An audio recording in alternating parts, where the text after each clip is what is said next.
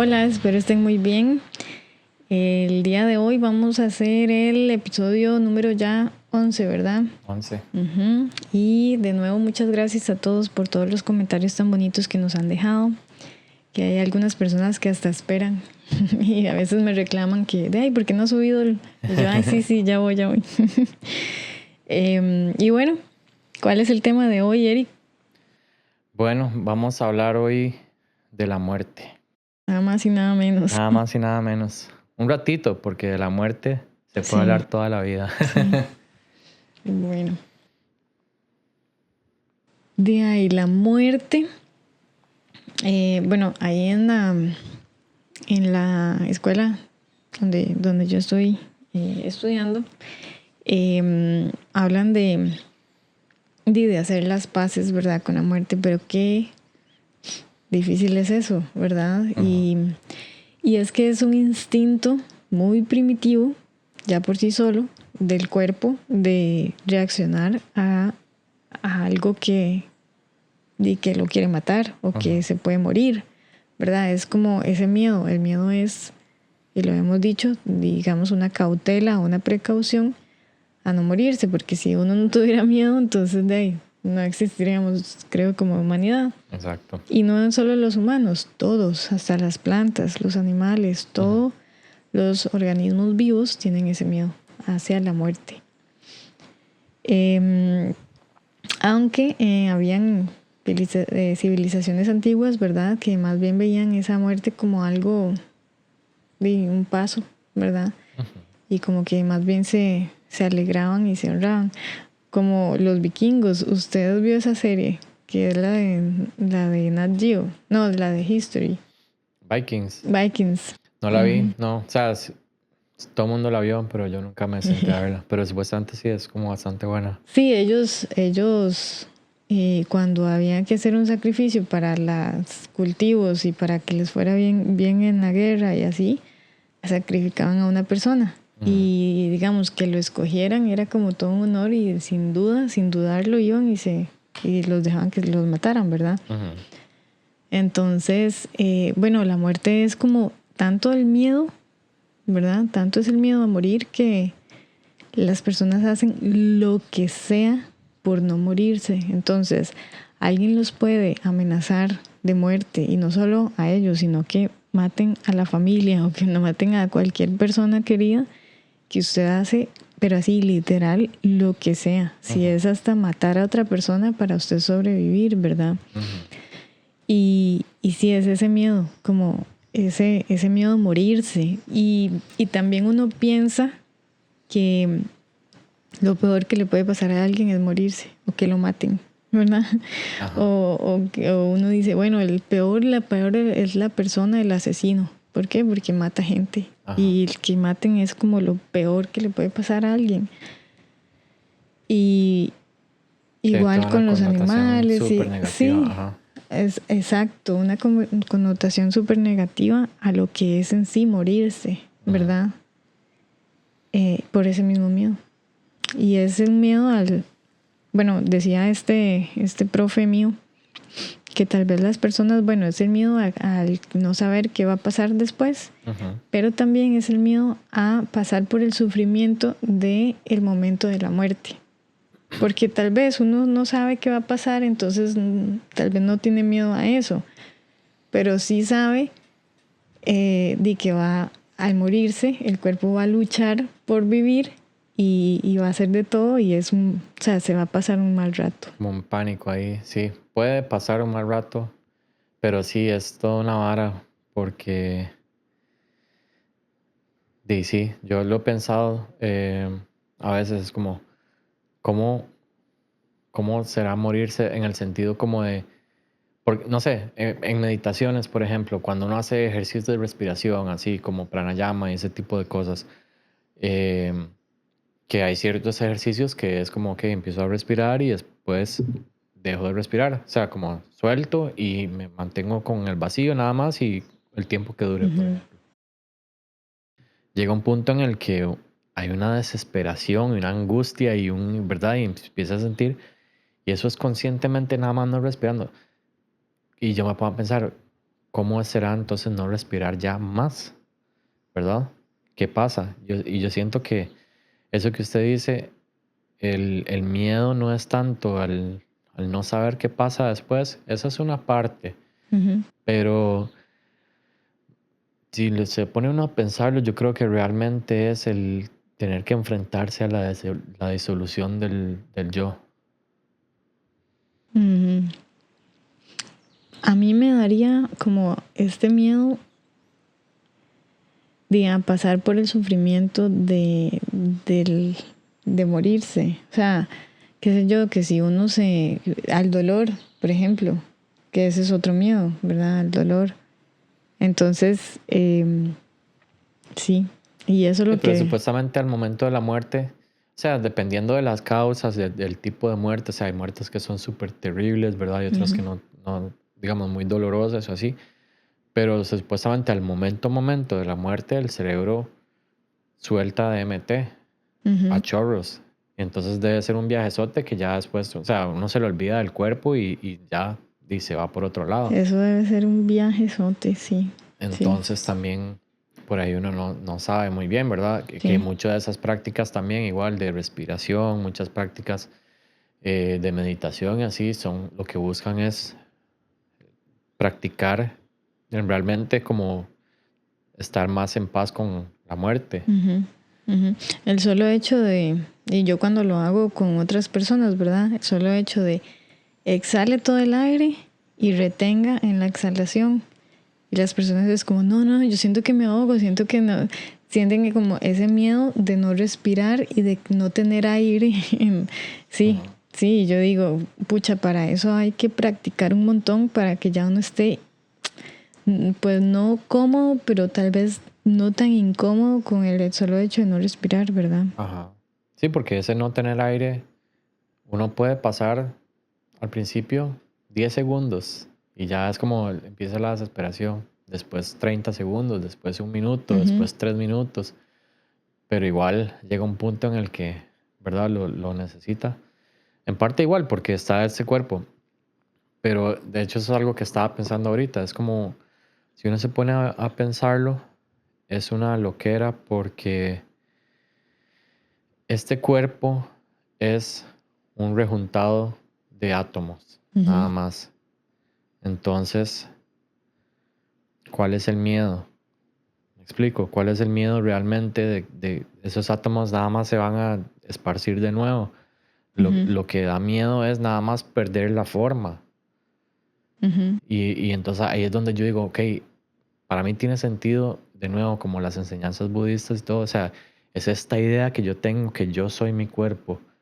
Porque aunque yo conscientemente o racionalmente como que ya entienda un poco más esas enseñanzas y todo, pero a nivel muy interno sigo identificándome ujú. con el cuerpo, sigo Claro. pensando que ese es este yo permanente, unitario, pero todo eso es una construcción nada más, Ujú, porque esos son átomos, no es ni siquiera es pensar si la conciencia está en el cerebro, es como que el cerebro qué es, son células, y esas células que son átomos. ujú. Entonces, ¿en dónde estoy? ¿En dónde está ese yo?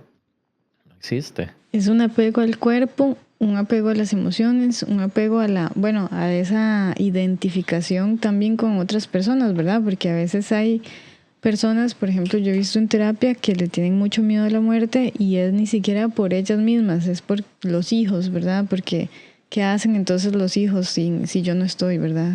Si Ujú. la mamá no está.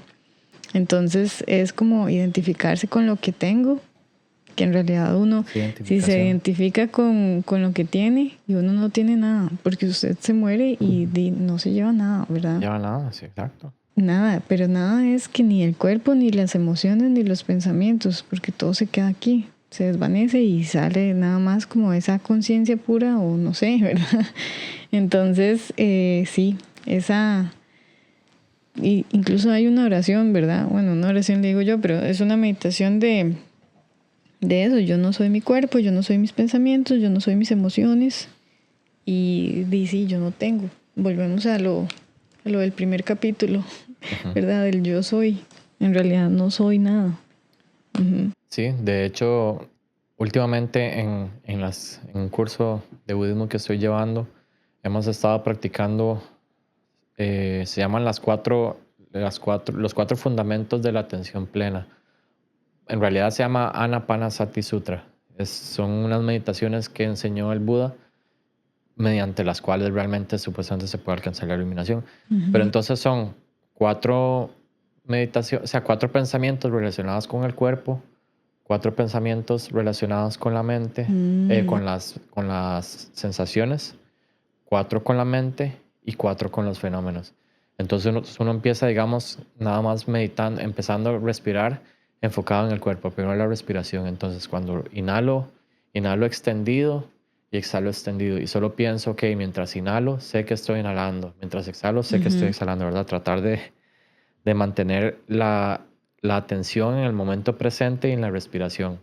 Después de ahí, dejo que la respiración ya empiece con la cadencia más normal, como más estándar, digamos.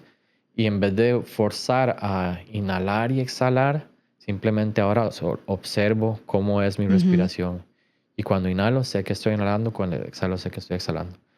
Después de eso, entonces ahora busco nada más sentir la respiración en todo el cuerpo. O sea, como que voy escaneando mi cuerpo y veo dónde siento tensiones, a dónde siento malestar o dónde siento frío, caliente, lo que sea, como para ir identificando sensaciones y distintas como...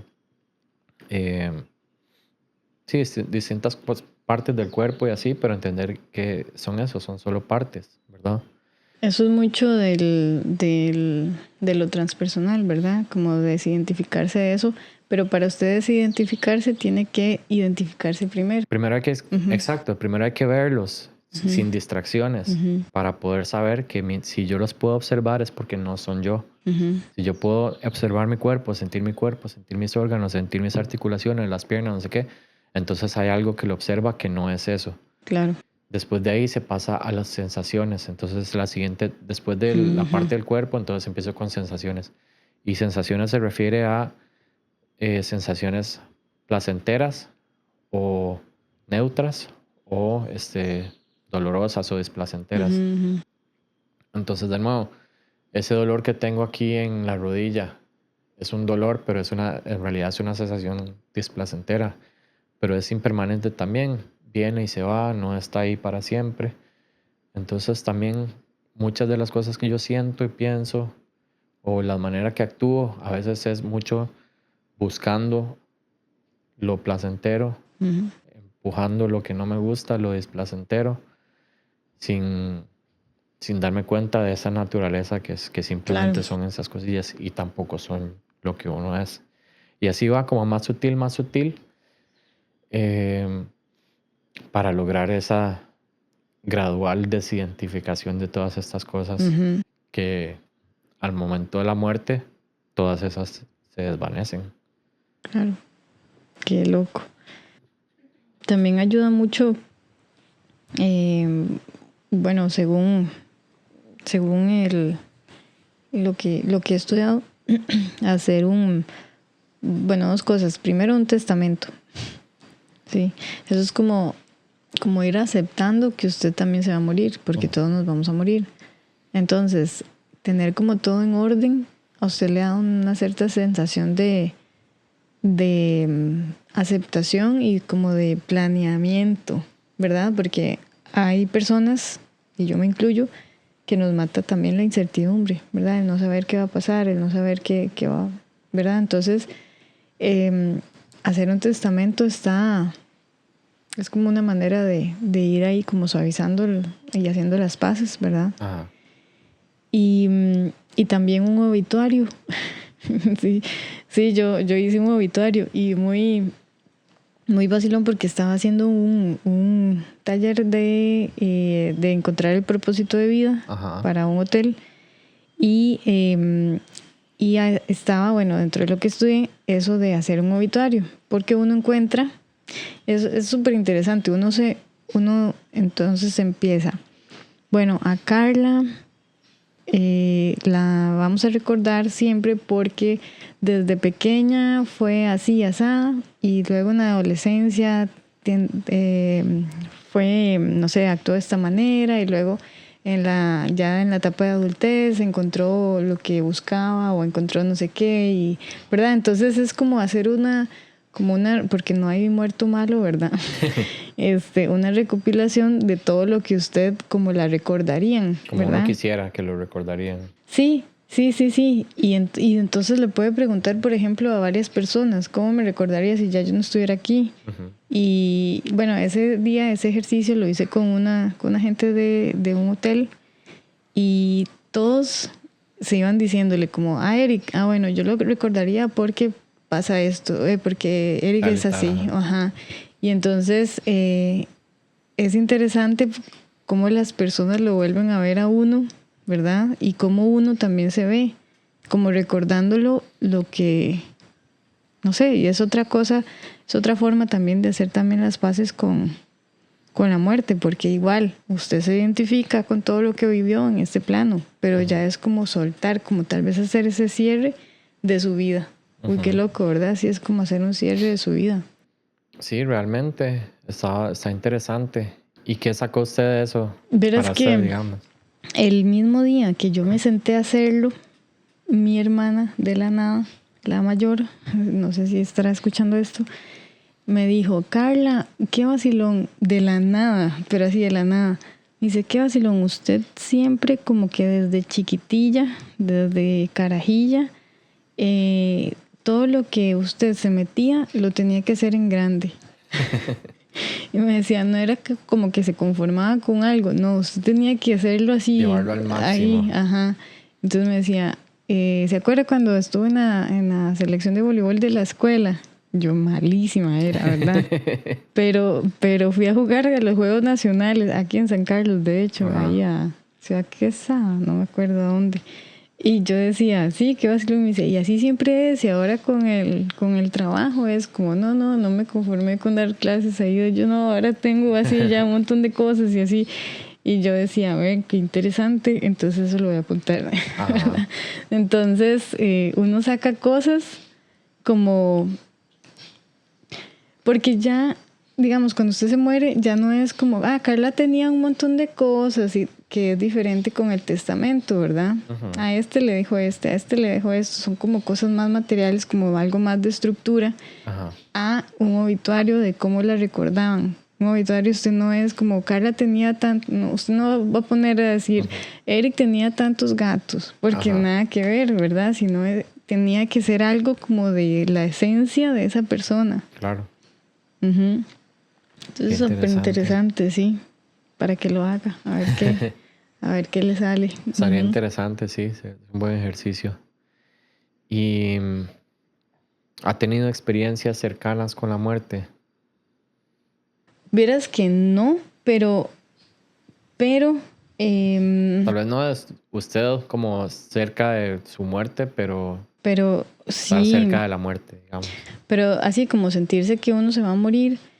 No, o eh, sea, como de, por ejemplo, ver a alguien morirse y así. ya. O sea, es tener la muerte alrededor. Ujú, ujú. No, yo no he tenido bueno, he hablado con personas así antes de morir, como por ejemplo mi papá, ¿verdad? O así. Por ejemplo, eh, una amiga que me regaló una canalización donde hablé con mi papá ya fallecido, ¿verdad? Pero digamos, yo he tenido ataques de pánico tan heavies, así tan heavies, que yo digo, yo ya me morí. Ujú. El corazón se me va a parar en cualquier momento y ya me morí. Y es una sensación como que usted dice, mae, sí, hasta aquí, o sea, ya me morí. Verás qué feo. Es como que usted tiene tanto susto y ¿a usted no le da un ataque de pánico?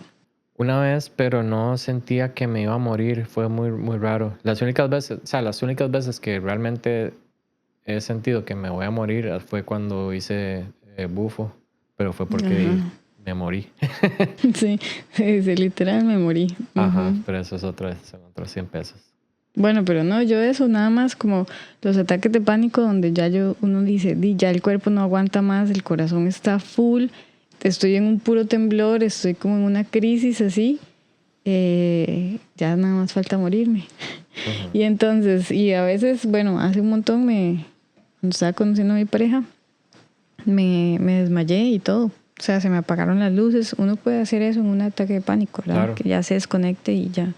Sí, porque son diferentes como mecanismos de defensa, o sea, como reflejos, porque a veces es como o tomar acción, como ese reflejo de huida Huida o pelea. Ajá. O pero hay uno, esconderse. o esconderse o paralizarse. Paralizarse, Ajá. sí. ¿Y cómo fue su experiencia con el bufo? Sí, bueno, ahorita cuento eso, pero es que yo sí siento que en varias etapas de mi vida he podido como ver la muerte de cerca, pero no, o sea, como no tan consciente, pero al mismo tiempo sí he visto como que en retrospectiva, sí he podido notar ciertas cosas o así. Digamos, la vez que más, eh, ¿cómo puedo decirlo? Sentí ese aspecto de el velo que se levanta entre dos mundos, por decirlo así, fue cuando mi mamá falleció. Porque nosotros estábamos, o sea, yo estuve ahí en el momento en el que ella murió, digamos. Mis hermanas y yo, o sea, mi familia, digamos, estuvimos con ella en el momento de su muerte, porque murió en la casa que vivimos en Heredia. Y esa fue una vara que no hay palabras para describirlo. No solo por en el momento, ese momento como el dolor que uno sintió y así, pero también como el, la sensación de que de pronto todo es un sueño que invade, o sea, es una vara súper loca y, y definitivamente hay como una pesadez en el ambiente, o sea, como que una densidad, tal vez no una pesadez, pero es muy interesante porque si digamos, o sea, se siente que algo cambia, digamos, o sea, hay algo que uno nota que de pronto es diferente. Es súper loco. Es de ese lado, digamos, con estar uno como espectador de la muerte, por decirlo así. Pero también en otros momentos, o sea, sí he tenido como muchas muertes en la familia o muertes de gente cercana, sí, o sea, creo que la primera fue que yo recuerdo, o sea, como significativa, fue mi abuelo, el papá de mi mamá. Pero él no, o sea, se murió cuando yo tenía como 14, pero no lo vi morir, o sea, nada más se murió, pero él vivió con nosotros muchos años y todo, entonces hasta cierto punto fue una figura paterna para mí también. De hecho, yo no me había dado cuenta de lo mucho que me había afectado eso hasta hace 3 años o algo así, Qué interesante. que Sí. con meditación y una vez que como que estaba haciendo en ese momento como un ciclo de microdosis con psilocibina y salió eso.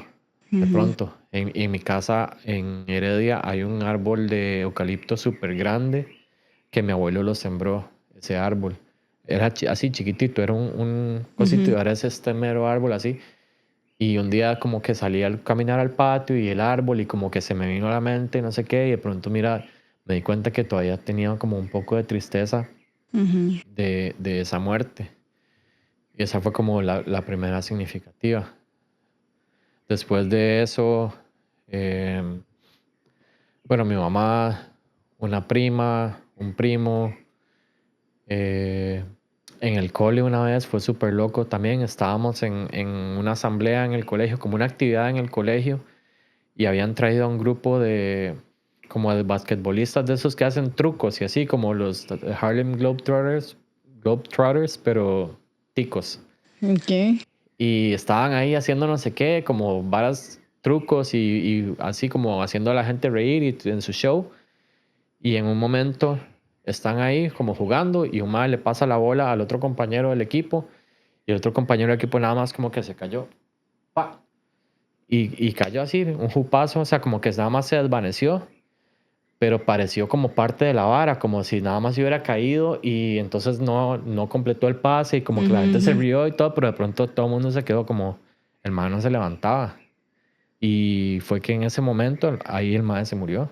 Qué Y loco. era un jovencillo, tenía 18 años o algo así. Y nada más fue que le dio un aneurisma. Entonces fue, no sé si he sentido como que en varias... Sí, qué loco. Igual hablaba este profe, el mío, que decía que interesante es ver como el proceso hasta de un bichito, ¿verdad? Un abejoncito ahí agonizando y hasta que ya se deja de mover. Como que hay algo ahí que pasa, ¿verdad? Donde ya deja de ser un alma aquí, bueno, o no sé, un ser vivo.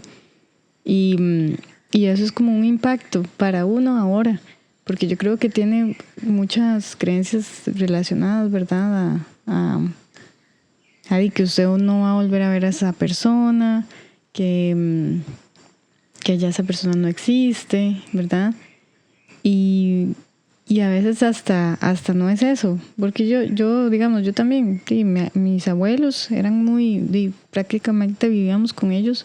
Ujú. Y yo a veces me sueño con ellos, ¿verdad? Entonces yo sé como que tal vez ahí están como esas almas, ¿verdad? Las veces que hice vidas pasadas también reconocí a mi abuela en una y yo decía, Daisy, ¿verdad? Es como, pero hacer ese proceso de duelo, ¿verdad? Ya es otra historia. Y no es que el duelo tenga un tiempo en específico, sino que para cada persona es diferente y para cada persona se vive el duelo como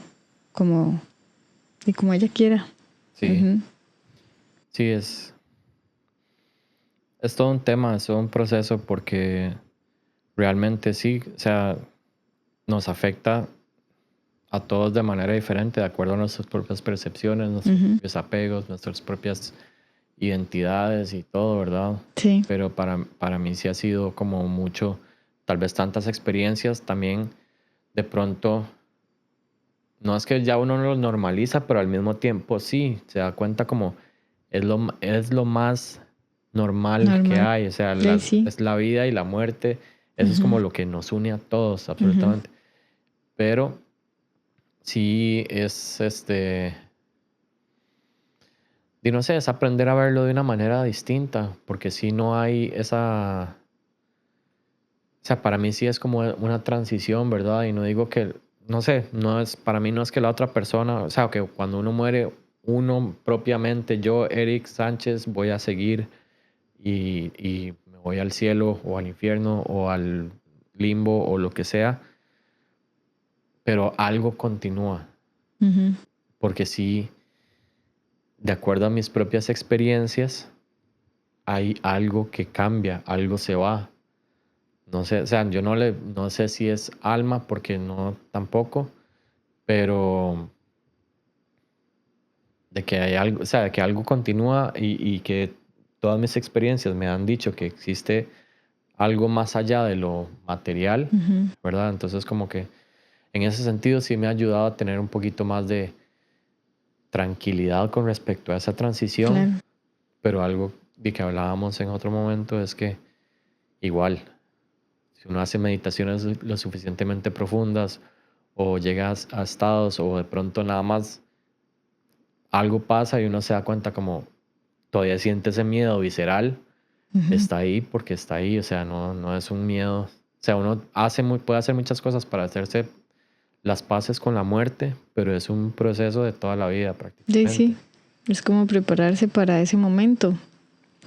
Y hay personas que se obsesionan con eso, que le tienen tanto miedo que es como, mejor ni salgo, mejor ni nada hago, ¿verdad? No hago nada.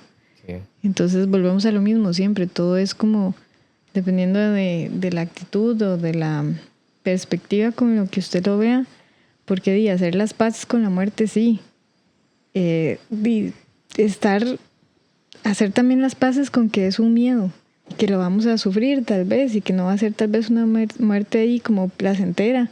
A todos nos gustaría morir así, no sé, dormidos, ¿verdad? Ajá. Así, pero puede que no. Entonces hacer también las paces con el miedo a morirse, que es normal, ¿verdad? Ujú. Y no alimentarlo, no estarlo alimentando, sino como esto ayuda mucho, como sentirse acompañado, sentirse que usted no está solo, es decir, en el sentido de que sí, es normal que usted tenga miedo a morirse. Está bien que usted tenga miedo a morirse, ¿verdad? Y ya. Y de ahí que Dios lo acompañe, ¿eh? Que Dios nos acompañe a todos, ¿verdad? Porque de ahí sí es el momento del momento, usted lo va a vivir y solo es usted. O sea, y nadie le puede decir nada. Y es usted solo, ¿verdad? Tal vez lo puede estar acompañando gente alrededor, pero es usted solo. Está pasando por eso. ¿No? Sí, por mí, o sea, para mí por eso es tan importante como esa práctica, realmente. Y no es ponerse uno en situaciones que se va a morir, pero sí hay muchas prácticas para poder como ver qué es lo esencial. Y de nuevo, yo siento que entre más uno está apegado a las cosas que no son, más difícil es el ver a la hora de la muerte como todas esas cosas se van a quedar atrás. Sí. Empezando por lo material, lo que hablábamos, ¿verdad? La casa, el carro, todo ese tipo de cosas. Eso es lo primero, o sea, eso es lo que menos importa. Y después el cuerpo, y después la familia, y después, ¿verdad? O sea, todas esas cosas no son, y ahí van a quedar. Entonces es como que hay que darse cuenta de eso y poder ir aceptando esa realidad que al mismo tiempo le permite a uno disfrutar mucho las cosas, pero sin apegarse, sin pensar que van a ser para siempre, sin pensar que todas estas cosas, porque no, o sea, lo siento, pero se van a acabar. Y es lo mismo de soltar.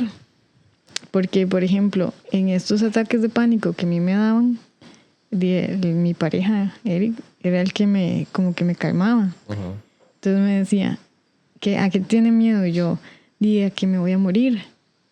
Por ejemplo, cuando estuvo esto del COVID, yo decía, que me dé COVID. ¿Y qué pasa si le da COVID? Me enfermo. ¿Y qué pasa si se enferma? Yo, me muero. ¿Y qué pasa si se muere? Y yo, nada. Sí, pero igual, si se enferma, tampoco nada garantiza que se vaya a morir. Exacto. O sea, es como pero todo, digamos, llevarlo al extremo como para decir, ¿y qué pasa si se muere? Yo me muero y todos nos vamos a morir.